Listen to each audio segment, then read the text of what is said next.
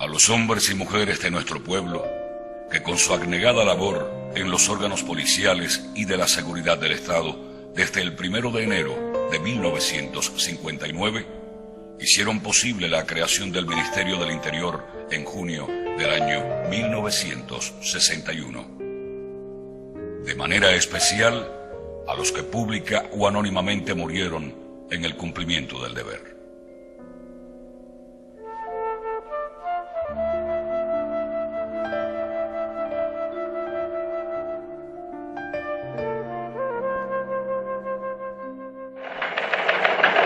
El 6 de junio del año 1961, la Ley 940 del Gobierno Revolucionario crea el Ministerio del Interior de la República de Cuba. De esta manera, quedaban unidos en un solo órgano todas las fuerzas y medios de la seguridad y el orden interior.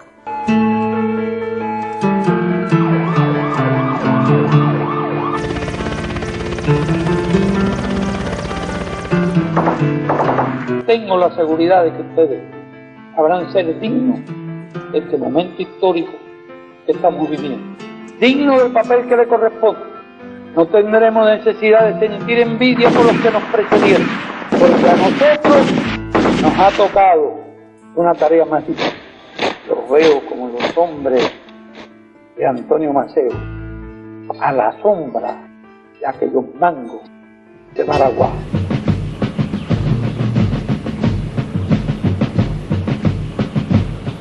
Ese documento no contempla la abolición de la esclavitud ni la independencia, los dos puntos más importantes del programa revolucionario.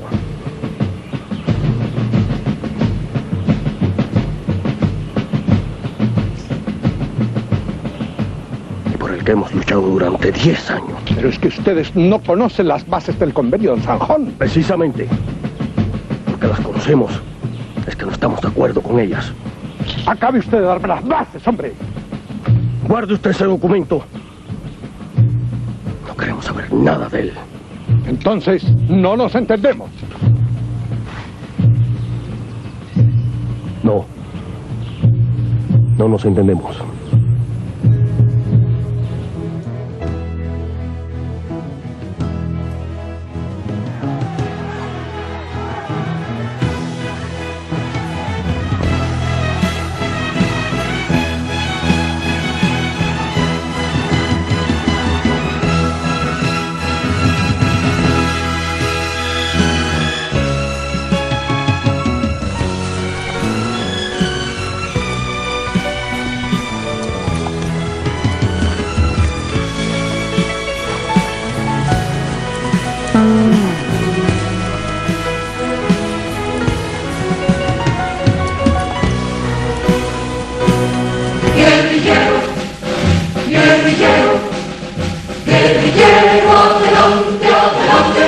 La selección de los hombres que integrarían la naciente institución estuvo asentada en lo más puro del pensamiento revolucionario y en las tradiciones y principios morales con que el jefe de la revolución estableció como conducta inquebrantable del ejército rebelde en la Sierra Madre.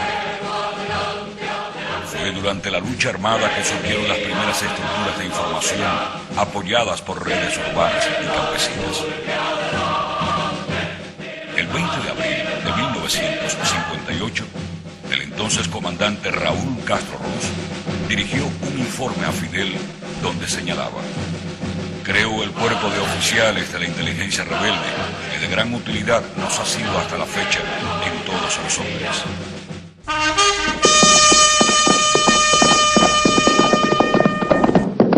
Estos aparatos tenían sus antecedentes en la inteligencia mambisa. El 5 de enero de 1895, por orientación de José Martí y Máximo Gómez, José Candelario Pons Naranjo funda la Agencia General Revolucionaria, que resultó ser el aparato de inteligencia más importante entre los que operaron en los 30 años de lucha independentista, al que Martí le escribe el 30 de enero de 1895. Agente General Luis, al fin felicito a usted por la fundación de la Agencia General Revolucionaria. Vuestra obra de organización ha quedado perfecta de San Antonio a Maicí. ¿Cuánto trabaja usted? ¿Cuánto nos queda por hacer? Los cuerpos armados batistianos fueron la continuidad de los fundados por los yanquis en la primera ocupación militar de 1898, los que mantuvieron abastecidos, entrenados y asesorados de manera permanente, protegiendo los intereses imperialistas. En aquella república mediatizada, los movimientos obreros, campesinos y estudiantiles mantuvieron una lucha constante por la verdadera independencia. En esa etapa, al martirologio cubano se sumaron muchos nombres de luchadores revolucionarios. Hasta la década del 30, la máxima expresión de toda esa siniestra etapa, bajo la dominación yanqui, la alcanzó la dictadura de Gerardo Machado en 1925, quien dio riendas sueltas al latifundio y a la penetración del capital estadounidense, disolvió los sindicatos progresistas y clausuró la Universidad de La Habana. La tortura, el atropello y el crimen caracterizaron su gobierno. Apenas tomó posesión, prometió al gobierno de los Estados Unidos que mientras gobernara, ninguna huelga duraría más de 24 horas. Y abiertamente expresó: no quiero más campañas antiimperialistas. Yo soy imperialista. Perseguiré sin piedad a los comunistas. Paradójicamente, fue derrotado por una huelga que duró más de una semana y la dirigió Rubén Martínez Villena, quien lo había catalogado de esta manera: es un salvaje, un animal, una bestia, un asno con garras. El presidente Franklin Delano Roosevelt, ante el fracaso por asegurar el gobierno de Machado y amparado en la enmienda Platt, determinó que éste abandonara el poder y lo entregara a otra figura que garantizara los intereses norteamericanos en Cuba, asignándole esta misión al nuevo embajador en La Habana, Benjamin Somerwells, logrando este su sustitución. El 12 de agosto de 1933 lo saca del país, facilitándole escapar de la justicia revolucionaria. Le brinda abrigo en territorio norteamericano con algunos de sus seguidores hasta su fallecimiento el 29 de marzo de 1939. El gobierno que sustituyó a la dictadura machadista fue reconocido de inmediato por los Estados Unidos en su maniobra para controlar el triunfo popular. Sin embargo, la situación se escapó de su control cuando el 4 de septiembre, un grupo de clases y soldados del ejército unidos en un movimiento de corte progresista llamado Junta de los Ocho, ejecutó un golpe de Estado. Una figura sobresalió tenebrosamente en todo aquel proceso. El entonces sargento Fulgencio Batista, ascendido fraudulentamente a coronel y nombrado jefe del ejército, reunía todas las condiciones que el vecino del norte necesitaba para continuar imponiendo su voluntad sobre los destinos de Cuba. Un grupo de oficiales del ejército machadista se resistieron al golpe del 4 de septiembre de 1933, amotinándose en el Hotel Nacional, y el 2 de octubre fueron vencidos bajo el fuego de los golpistas. Al aceptar la rendición, muchos de ellos resultaron asesinados en los jardines del hotel. El coronel Fulgencio Batista, con suma crueldad, dirigió aquella operación, que tuvo su segunda parte en el castillo de Atarés, a donde acudieron algunos de los oficiales asesinados, corriendo muchos de ellos la misma suerte. Batista traicionó a la Junta de los Ocho e integró el ala más derechista del gobierno provisional y proimperialista, al que también traicionó, logrando su derrocamiento en enero de 1934. Comenzó entonces una siniestra trayectoria llena de intrigas, traiciones y crímenes. El nuevo embajador yanqui, Jefferson Caffrey, recibió al coronel Fulgencio Batista, identificándolo inmediatamente como el hombre fuerte, capaz de defender los intereses de los monopolios norteamericanos y la reacción. Con las órdenes y protección del embajador yanqui, aumentó su poder sobre los institutos armados y con ellos ahogó en sangre la huelga general de marzo de 1935. Tenía el poder real detrás de las fachadas gubernamentales de esos años, consolidado por su condición de fiel servidor del gobierno estadounidense. En medio de una situación internacional compleja, desde 1936 con la Guerra Civil Española y después con el comienzo de la Segunda Guerra Mundial, Batista logra ser elegido presidente entre 1940 y 1944 con el apoyo permanente del gobierno de los Estados Unidos. Al concluir ese periodo, luego de perder las elecciones de 1944 por abrumadora mayoría, se refugia en Daytona Beach, en Miami, Estados Unidos, llevando consigo los cientos de millones de pesos que robó del país y sobre sus espaldas los cientos de asesinatos que ordenó cometer. Con los gobiernos de Ramón Grau San Martín y Carlos Prío Socarrás, se fomentó el gangsterismo, la corrupción y el sometimiento a los intereses yanquis. En 1952, el Partido Ortodoxo, creado por Eduardo Chivas y basado en un programa reformista bajo el lema Vergüenza contra dinero, prometía una victoria segura en las elecciones de ese año. Alrededor de ese partido se agrupaban obreros, campesinos, estudiantes y amplias masas populares. De ellos salieron los jóvenes que bajo el liderazgo de Fidel integraron después la generación del centenario.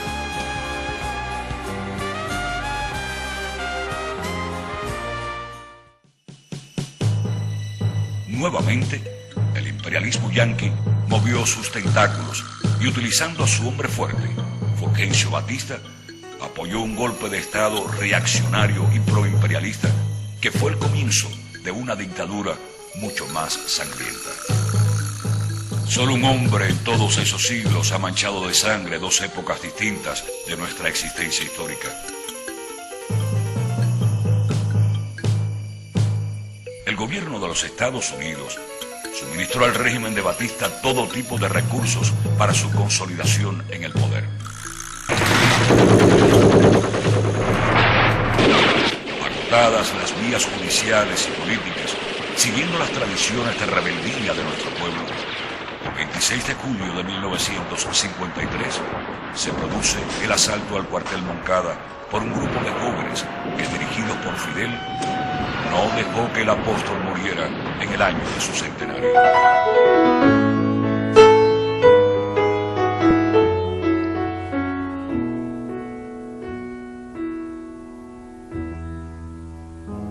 Yo soy un hombre sincero, de donde crece la palma, y antes de morir me quiero echar mis versos del alma. Ante el impacto político e ideológico que dejaron en la población los hechos del Moncada, el gobierno norteamericano incrementó el apoyo a la dictadura, creando, abasteciendo y entrenando los aparatos represivos del régimen, además de grupos paramilitares como los llamados Tigres de Masferrer, prolongación de la Porra de Machado, y de los grupos gangsteriles que en los gobiernos de Grau y Prío se destacaron por su crueldad.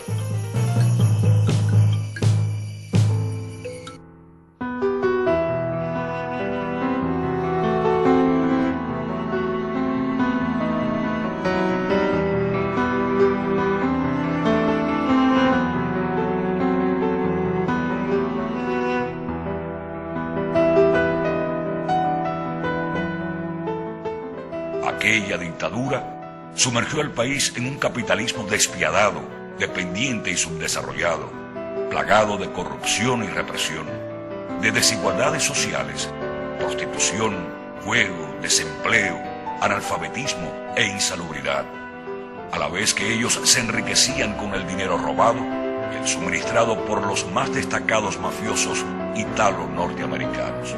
We are trying to eliminate poverty and unemployment, two conditions which are always exploited by the communists, and we are doing our best to make it impossible for communists to infiltrate our democratic institutions.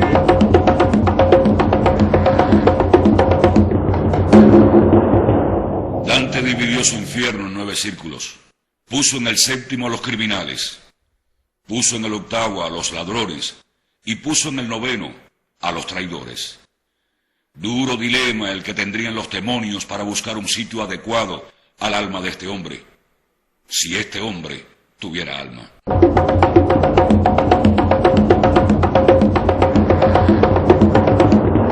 A los más connotados asesinos los convocó Batista para ocupar las jefaturas de aquellos órganos represivos. Muchos de aquellos hombres lo acompañaban desde su siniestra actuación en las décadas del 30 y el 40.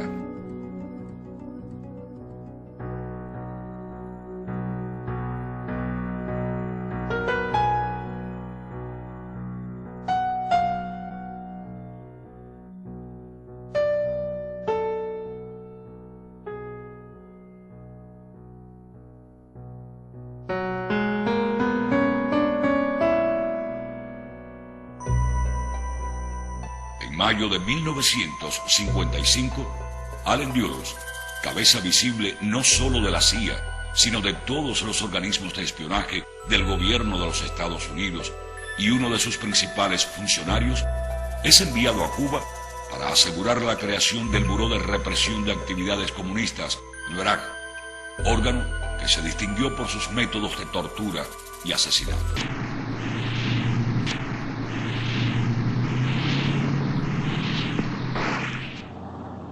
Fue ese mismo modelo el utilizado por el gobierno de los Estados Unidos a lo largo de todo el siglo XX y XXI en América Latina y el Caribe, donde quiera que vieran sus intereses en peligro, provocando decenas de golpes militares y cientos de miles de muertos.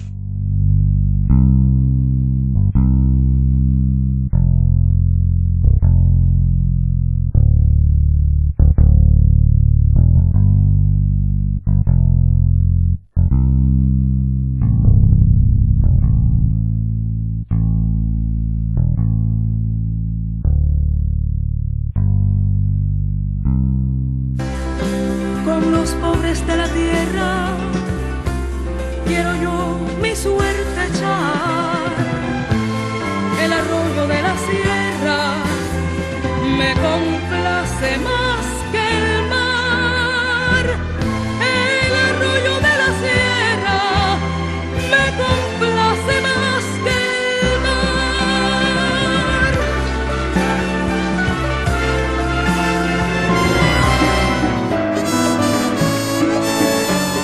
La enorme presión popular obligó a la dictadura batistiana a decretar una ley de amnistía. En el segundo trimestre de 1955 salen de prisión los jóvenes de la generación del centenario. Los acontecimientos revolucionarios se desencadenaron con rapidez bajo la dinámica dirección de Fidel.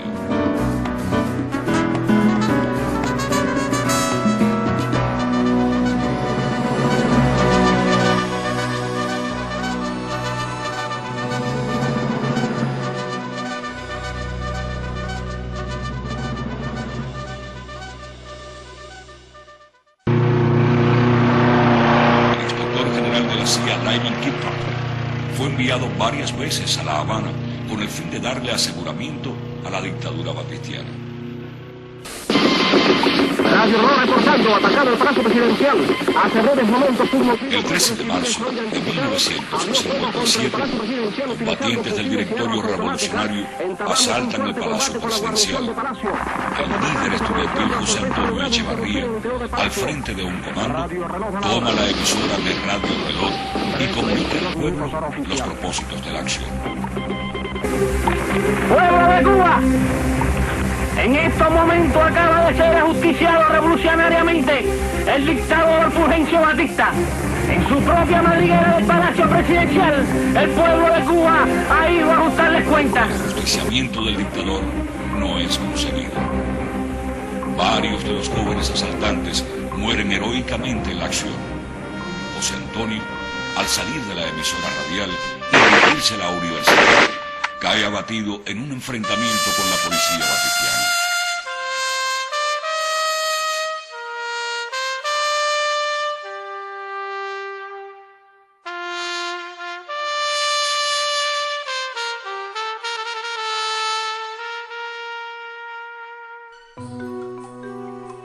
En diciembre de 1958, ante la ofensiva rebelde y haciéndose evidente la insostenibilidad de la dictadura, envían nuevamente a Lyman Kilpatrick para acelerar la salida de Batista y desarrollar un andamiaje ya preparado llamado Tercera Fuerza.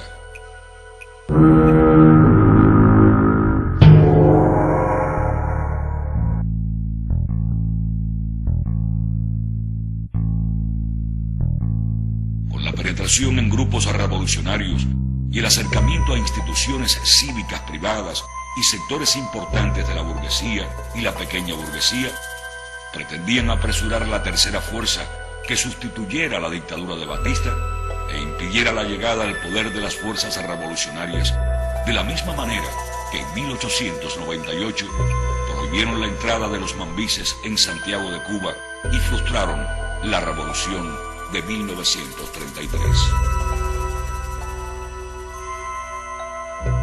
La eliminación física de Fidel, al que identificaban como el obstáculo principal de sus planes, fue una constante desde su estancia en la prisión por los hechos del Moncada, en México y durante su permanencia en la Sierra Maestra. En los primeros meses del año 1957, el campesino Eutimio Guerra, que servía de práctico a la tropa rebelde, resultó reclutado por un oficial del ejército batistiano para que asesinara al jefe revolucionario. Una noche, el traidor duerme bajo la misma manta que Fidel comparte con él, portando una pistola con la que debía realizar el crimen. Sobre este suceso, el Che expresó: Eutimio pasó esa noche al lado del jefe de la revolución, teniendo su vida en la punta de una pistola. A un sujeto nombrado Evaristo Venereo, ex policía de la Universidad de La Habana, autor de 2 asesinatos y vinculado al servicio secreto batistiano, le encomendaron la misión de asesinar a Fidel en México. Frustrado ese intento, lo envían con el mismo propósito a la Sierra Maestra. Fue identificado, detenido, juzgado y sancionado. La Agencia Central de Inteligencia, conjuntamente con el FBI, le encomendó al ciudadano norteamericano Alan Robert Knight, a quien tenían infiltrado en las filas revolucionarias que operaban en el exilio en territorio norteamericano, la misión de ingresar a Cuba para asesinar a Fidel en una operación conjunta con altos oficiales de la dictadura batistiana. En el mes de diciembre de 1958 fue hecho prisionero por miembros del ejército rebelde en la Sierra Maestra. Inmediatamente después del triunfo de enero de 1959 y comprobadas sus intenciones por los nacientes órganos de la seguridad, Alan Robert Knight es sometido a juicio por los tribunales revolucionarios.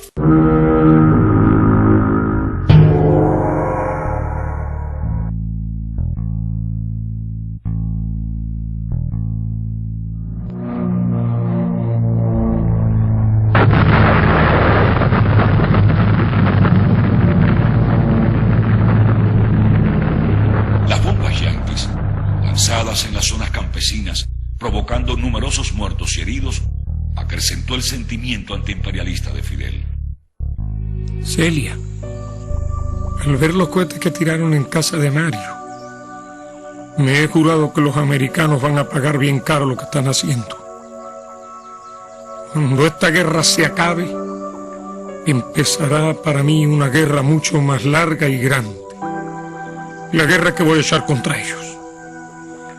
Me doy cuenta que ese va a ser mi destino verdadero.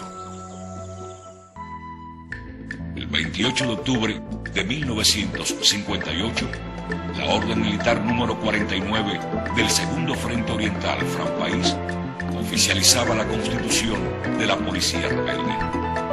De estas fuerzas y de los demás frentes que conformaron el ejército rebelde, se nutrió la cantera de hombres que integraron después del triunfo revolucionario las fuerzas del orden y la seguridad. Al mismo tiempo, en las ciudades, un reducido pero importante grupo de miembros del movimiento 26 de julio y del Partido Socialista Popular, infiltrados dentro de los cuerpos represivos de la dictadura, sirvieron como fuente de información al mando revolucionario. La experiencia que adquirieron en el trabajo policíaco sería de mucha utilidad para la formación de los nuevos órganos de la revolución. Por otra parte, los integrantes de grupos revolucionarios que actuaban en células clandestinas en las zonas urbanas, se seleccionaron los hombres que por su preparación ideológica y cultural vigorizarían después las nuevas fuerzas. El dictador de la República Dominicana, Rafael Leónidas Trujillo, le ofreció a Batista 10.000 hombres para frenar la ofensiva del ejército rebelde, por el peligro que significaba para su dictadura el triunfo de una revolución tan próxima a su territorio.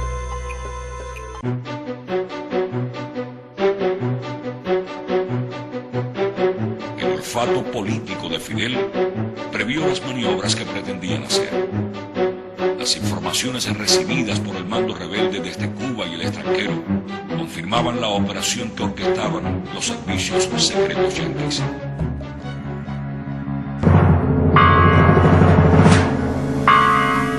Las rápidas decisiones de Fidel impiden que se escamotee el triunfo revolucionario.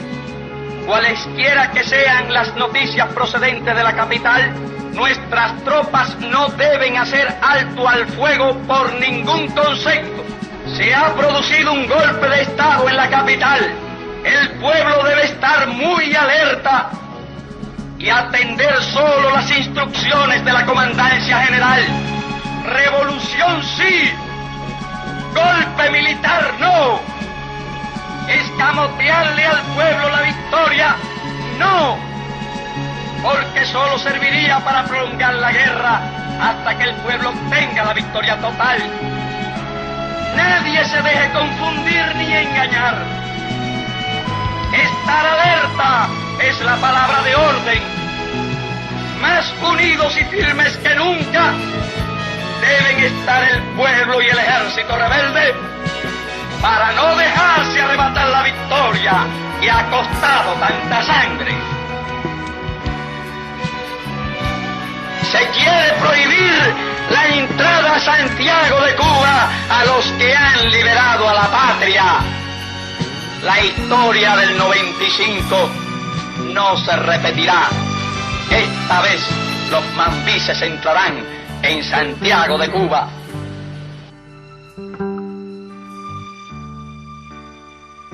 La patria que estaba en los textos, en los atisbos de los poetas, en la pasión de los fundadores, súbitamente encarnó como una hermosura terrible, avasalladora, el 1 de enero de 1959. Comenzaban entonces otros combates, pero desde entonces el devenir tiene raíz, coherencia, identidad. La sangre ha sido aceptada, el sol de los vivos y los muertos brilla exigente en el centro de todo, y todo lo que parecía imposible fue posible.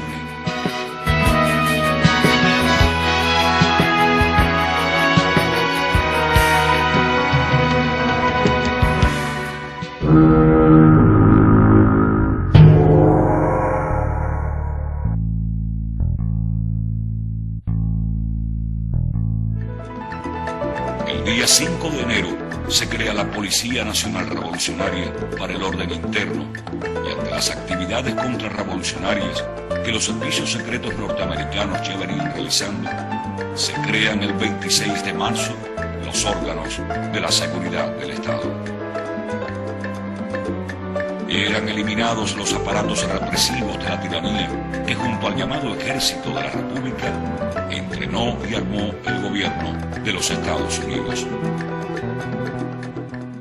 Ante el triunfo revolucionario del 1 de enero de 1959, toda aquella pandilla de criminales huyó de Cuba.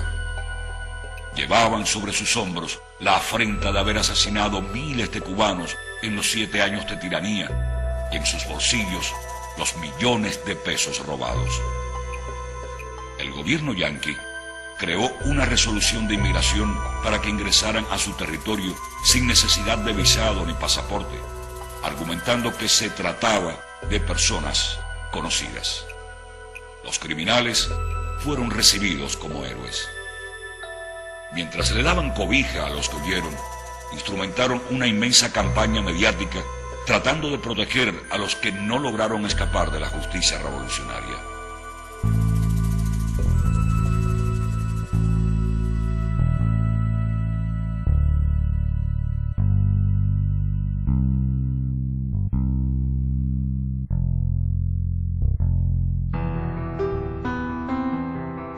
Una legítima reacción popular se ocupó de desarticular aquella campaña imperialista.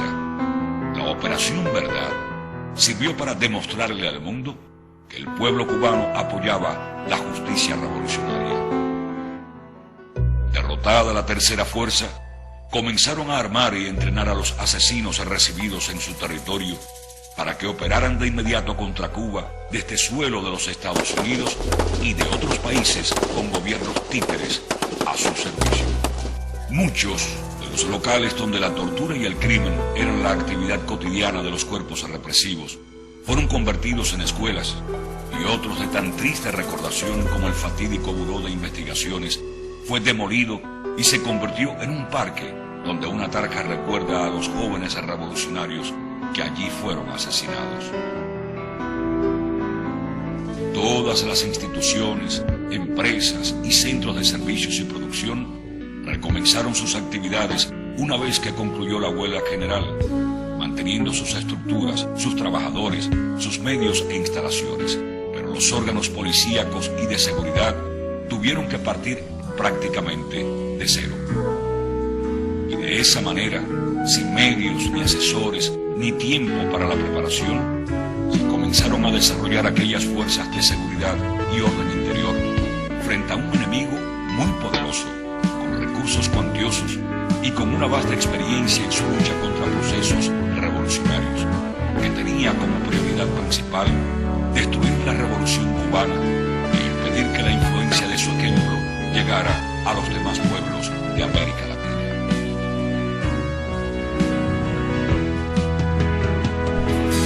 ¿En qué consiste el poder de la revolución? ¿En qué consiste la fuerza avasalladora de la revolución? Precisamente en esa identificación absoluta entre los órganos de poder revolucionario y el pueblo, entre los órganos de poder revolucionario y las masas revolucionarias. Siguiendo ese postulado, se contó con una amplia participación popular en las labores de vigilancia, que representaron un factor decisivo en el trabajo de los nuevos órganos de la seguridad y el orden interior. Se crearon las milicias nacionales revolucionarias como parte del brazo armado para la defensa de la joven revolución. En los primeros meses del triunfo revolucionario, los órganos recién creados tuvieron uno de sus primeros enfrentamientos contra una organización conformada por fuerzas batistianas desplazadas del poder, operando dentro y fuera del país, a la que nombraron la Rosa Blanca, en clara ofensa a la memoria de José Martí. Al frente de esta organización estuvo un ferviente seguidor de Batista, Rafael Díaz Balar, padre de los actuales anticubanos ultraderechistas miameros Lincoln y Mario Díaz Balar.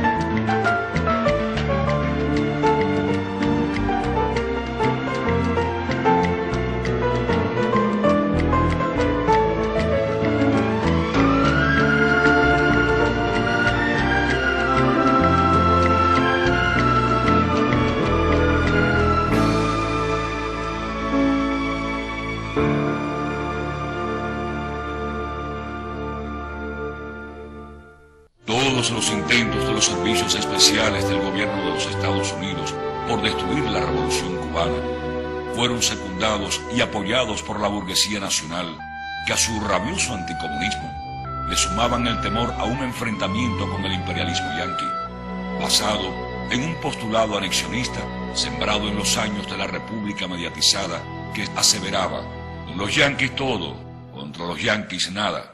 se comenzaban a aplicar los principios y medidas planteados por Fidel en la historia Max Soberá. Y esto producía un doble efecto. El imperialismo arreciaba sus ataques para destruir la revolución e internamente se aceleraba la depuración de las fuerzas. El pueblo revolucionario manifestaba su apoyo y de manera sencilla colocaba en las puertas de sus hogares la frase: "Esta es tu casa, Fidel".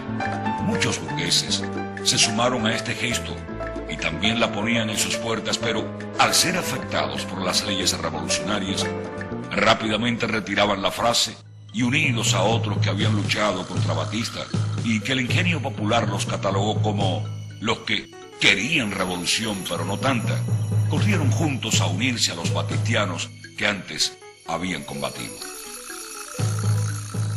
En la Organización de Estados Americanos, OEA, la denominada cuestión cubana ocupó un lugar prioritario en su agenda diaria.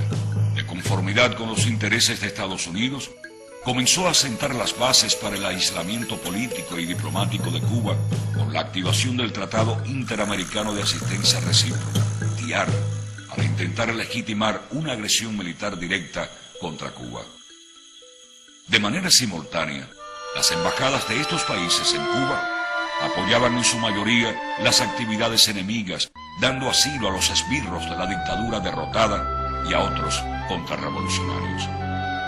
Al mismo tiempo, los servicios de inteligencia de los países miembros de la OTAN, aliados del gobierno norteamericano, se sumaban a las agresiones contra Cuba, ejecutando múltiples acciones desde el exterior y desde sus centros de inteligencia en sus embajadas en La Habana, por la que introducían al país equipos y dispositivos de espionaje, haciendo prácticamente universal las intenciones de derrotar la naciente revolución. La Legión Anticomunista del Caribe, organizada por el dictador Trujillo en la República Dominicana, tenía como propósito inmediato invadir a Cuba. Entre sus reclutados figuraban exbatistianos, miembros de la organización La Rosa Blanca. En abril de 1959, el jefe de la revolución visita los Estados Unidos. El presidente Eisenhower no lo recibió. Did you ask for any economic assistance? No. Here, you in the United States are accustomed to see government coming for our money? No. I came for good relations, for good understanding, for good economical relations. We are now poor country, but in a rich, poor people, but in a rich country. What we want is to work in our rich country. La aprobación de la Ley de Reforma Agraria en mayo de 1959 definió aún más la línea de la Revolución Cubana. El subsecretario de Estado norteamericano Roy Rubenton, en una reunión del Consejo de Seguridad Nacional, expresó: "En junio habíamos tomado la decisión de que no era posible alcanzar nuestros objetivos con Castro en el poder". El primer gabinete del gobierno revolucionario, que fue constituido el 5 de enero de 1959, tuvo como presidente de la República a Manuel Urrutia Lleó. La fuerte radicalización del proceso afectó hasta las más altas esferas del gobierno instaurado por la revolución. A medida que sus leyes definían el curso futuro y que el imperialismo arreciaba sus ataques, varios de sus miembros obstaculizaron sus aplicaciones y otros se pasaban directamente a las filas de la contrarrevolución.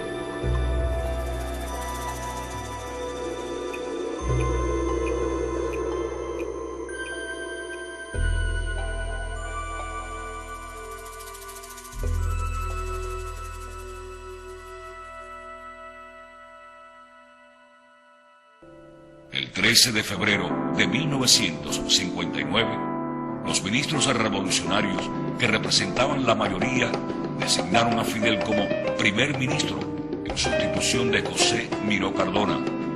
Esta radicalización provocó también la traición de algunos altos dirigentes de sectores obreros y militares. Ante la magnitud de la maniobra, el 16 de julio Fidel renunció a su cargo de primer ministro. El pueblo salió a la calle manifestando su apoyo a la revolución y pidiéndole a Fidel que regresara a su cargo.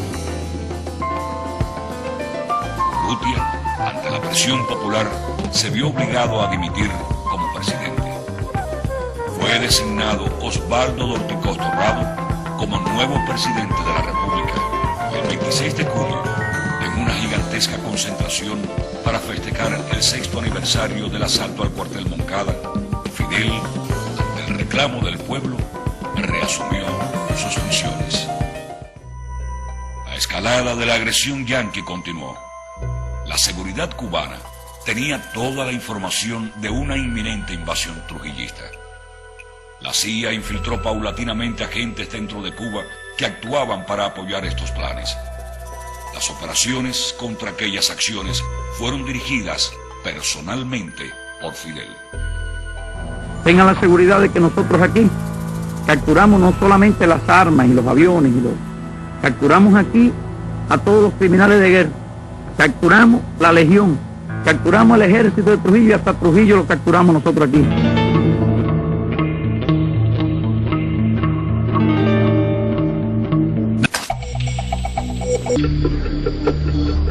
El 21 de octubre, a bordo de un avión que despegó del territorio norteamericano, el traidor Díaz Lanz ametralla la ciudad de La Habana, provocando muertos y heridos.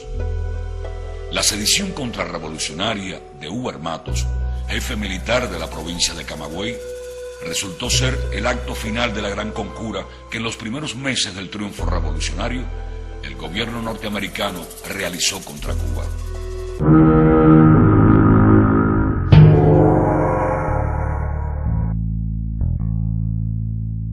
Una a una, todas las acciones del enemigo fueron derrotadas por el brazo armado del pueblo. Los órganos de la bisoña seguridad se fogueaban en el combate diario y demostraban su eficiencia asentada en un profundo espíritu de fidelidad a la revolución.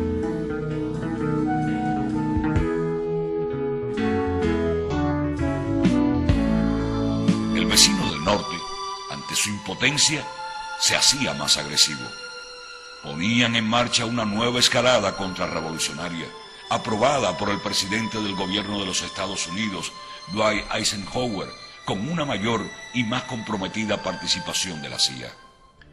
Las agresiones y los sabotajes se intensificaron, se incrementaron las campañas mediáticas. Una de las más crueles y siniestras operaciones de subversión política e ideológica, organizada por el Departamento de Estado yanqui, la Agencia Central de Inteligencia CIA y las organizaciones contrarrevolucionarias en su lucha contra la revolución cubana, fue la denominada Operación Peter Pan, que consistió en la manipulación por parte de Washington del tema de la patria potestad de los padres cubanos sobre sus hijos. Redactaron una falsa ley de la patria potestad, supuestamente emitida por el gobierno cubano, para distribuirla clandestinamente entre la población. El texto de esa inexistente ley trataba acerca de una eventual expropiación de niños por parte del Estado cubano para enviarlos a la Unión Soviética y adoctrinarlos. Por esta vía salieron de Cuba un total de 14.048 niños. Muchos de ellos nunca volvieron a encontrarse con sus padres.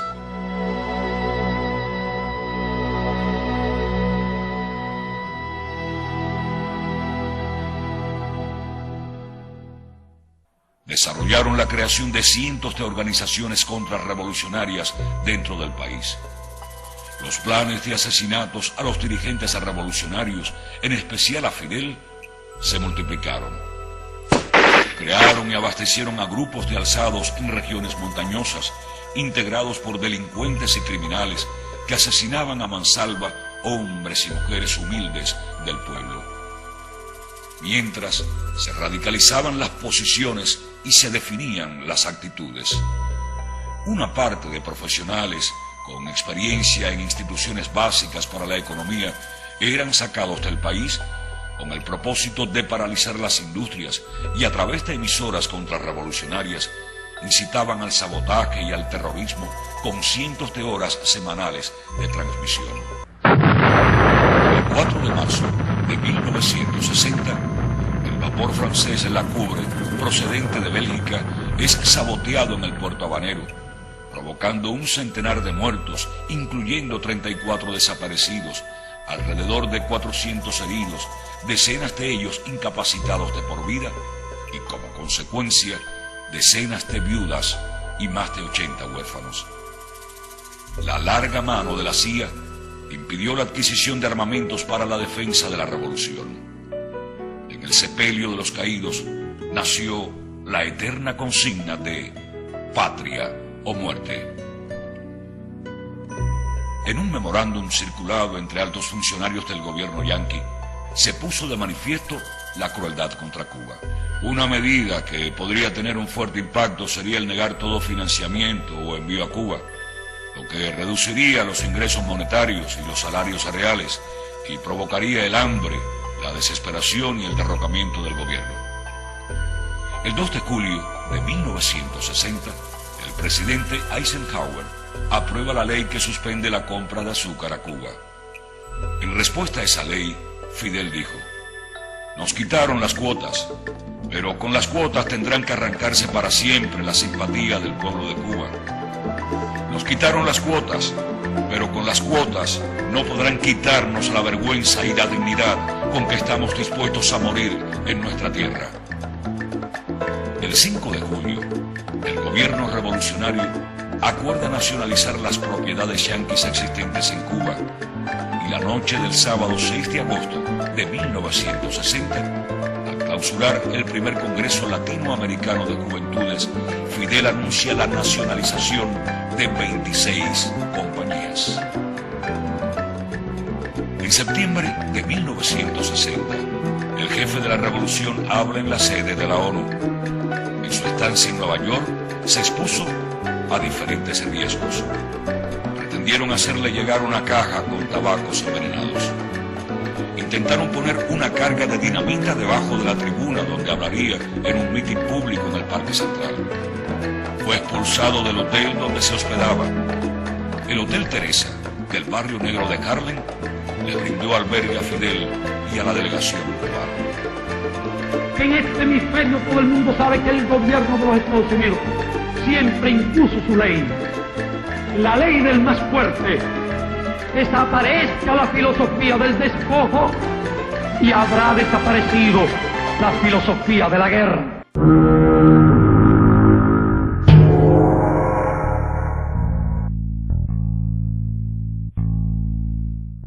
El pueblo recibe a Fidel a su regreso de la ONU.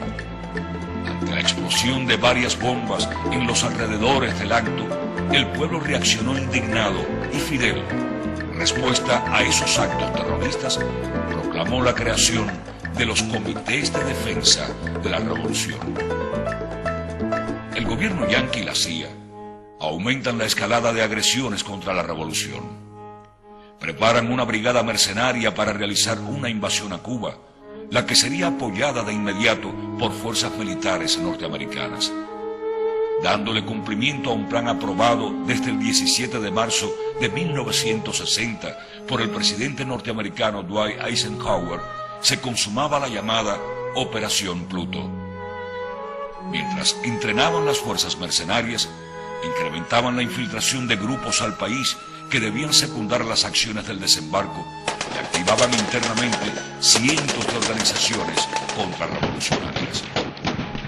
El 3 de enero de 1961, Estados Unidos rompe sus relaciones con Cuba. Aviones con insignias cubanas atacaron al amanecer del día 15 de abril los aeropuertos de Ciudad de Libertad, San Antonio de los Baños y Santiago de Cuba. Mientras, en la ONU, el embajador yanqui Adlai Stevenson declaraba cínicamente que eran aviones cubanos que se habían subido. Aquellos bombardeos fueron el preludio de la invasión mercenaria realizado con el propósito de destruir los pocos aviones con que contaba la Fuerza Aérea Revolucionaria. El aire toma forma de tornado y en él van amarrados la muerte y el amor. Una columna oscura se levanta y los niños se arrancan los juegos de un tirón. Porque lo que no pueden perdonarnos los imperialistas es que estemos aquí y que hayamos hecho una revolución socialista en las propias narices de los Estados Unidos. Guárdate tu oración, amigo viejo, invoca a Peralejo, que nos viene mejor. Nadie se va a morir menos ahora que esta mujer sagrada inclina el seno. Comunicado número 4. Fuerzas del Ejército Rebelde y de las Milicias Nacionales Revolucionarias tomaron por asalto las últimas posiciones que las fuerzas mercenarias invasoras habían ocupado en el territorio nacional. El enemigo ha sufrido una aplastante derrota. Firmado Fidel Castro Ruz, comandante en jefe de las Fuerzas Armadas Revolucionarias. En todo el territorio nacional, la contrarrevolución interna, que como quinta columna tenían preparadas para apoyar la agresión, fueron totalmente neutralizadas durante la invasión por la seguridad del Estado, la policía, las Fuerzas Armadas y el pueblo revolucionario. En aquellas fuerzas mercenarias ya estuvieron juntos batistianos, malversadores, latifundistas, mafiosos, traidores a la revolución, oportunistas y toda una gama de lo más selecto de la escoria que se fue uniendo durante la radicalización del proceso revolucionario. La Brigada Mercenaria 2506 estuvo integrada por 1.500 efectivos. Entre ellos venían 194 militares y esbirros de la dictadura batistiana, 100 latifundistas, 24 grandes propietarios, 67 casatenientes, 112 grandes comerciantes, 179 acomodados, 35 magnates industriales, 112 lumpen, 82 altos empleados, 200 socios de clubes aristocráticos. Los integrantes de aquella brigada mercenaria derrotada, excepto los condenados por asesinatos cometidos antes y durante la dictadura batistiana, se canjearon por alimentos para niños, medicinas para el pueblo y tractores para nuestra economía. En las arenas de Playa Girón, el imperialismo yanqui con sus fuerzas mercenarias sufría una humillante derrota militar, la primera en América Latina, y a lo largo y ancho del país se le asestó un golpe demoledor a las fuerzas internas que durante 2 años habían estado entrenando, abasteciendo e incitando a la subversión. Se esfumaba la leyenda de la infalibilidad de la CIA creada por la propaganda yanqui. Girón significó el más puro revés de la CIA desde su creación en 1947. La leyenda de Allen Dulles y el mito de invencibilidad de los Estados Unidos se desvanecieron en abril de 1961 en solo 72 horas.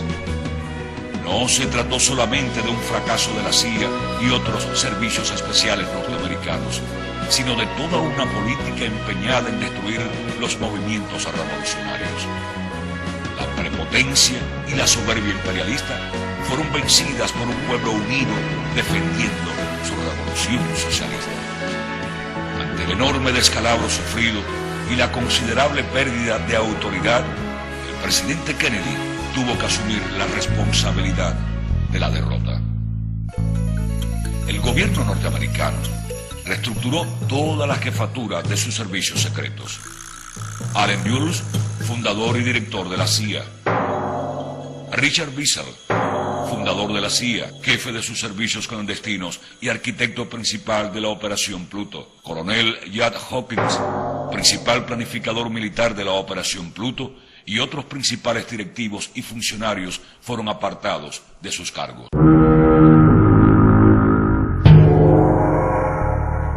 Debemos tener presente que en los primeros años nuestros combatientes no tenían la experiencia de ahora.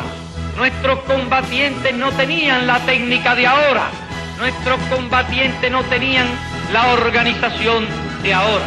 En los primeros años, nuestras propias organizaciones de masa no tenían la experiencia de ahora. Y sin embargo, desde el comienzo mismo de este proceso, en cada una de las batallas, la contrarrevolución ha sido derrotada.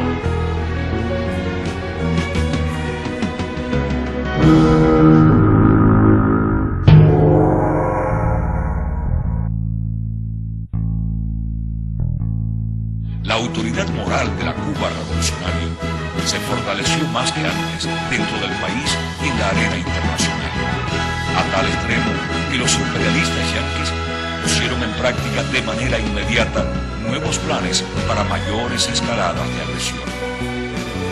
El presidente Kennedy creó, a propuesta del general Maxwell Taylor, asesor militar del presidente, el denominado Grupo de Contrainsurgencia para enfrentar el movimiento revolucionario mundial y, de manera especial, como primera línea de trabajo, el caso Cuba.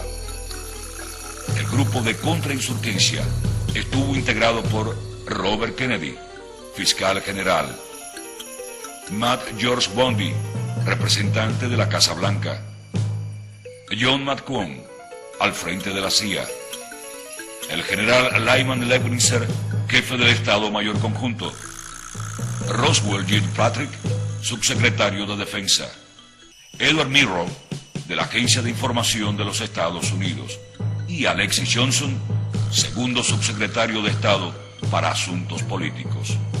Crearon en el sur de la Florida la más grande de sus estaciones CIA, con el propósito exclusivo de operar contra Cuba.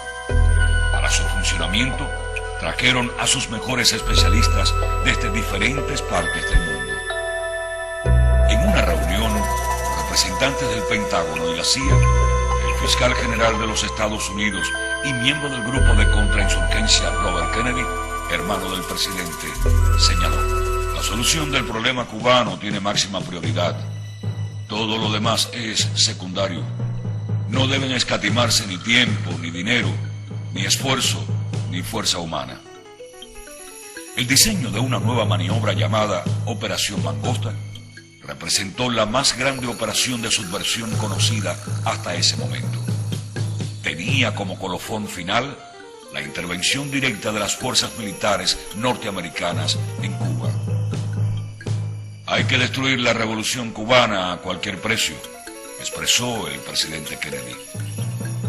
Ante la nueva y descomunal escalada yanqui, la máxima dirección revolucionaria decidió perfeccionar los sistemas de defensa y seguridad, dentro del cual, de manera importante, estuvo la creación del Ministerio del Interior. El día 6 de junio de 1961 se fusionaron todos los órganos del orden interior y de la seguridad del Estado que, desde el 1 de enero de 1959, habían escrito una heroica página en la historia de la Revolución Triunfante. Todos los fracasados planes para destruir la Revolución Cubana en ese periodo de tiempo demostraron al mundo la decisión inquebrantable del pueblo cubano de defender su revolución y su socialismo. En esa decisión jugaron un papel indiscutible los órganos de la seguridad y el orden interior.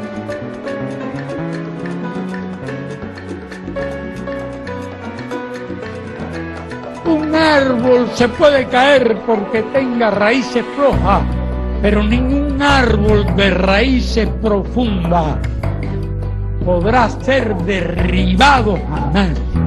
Y tenemos millones de ciudadanos con raíces profundas.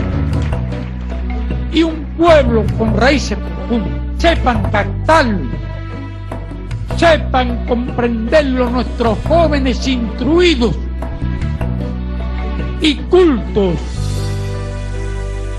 sepan beber de la historia, sepan alimentarse de la gloria de nuestra patria, de sus tradiciones, de sus valores, como se alimentan del pecho de la madre. No se dejen confundir por nada, no se dejen engañar jamás. Esa es nuestra esperanza.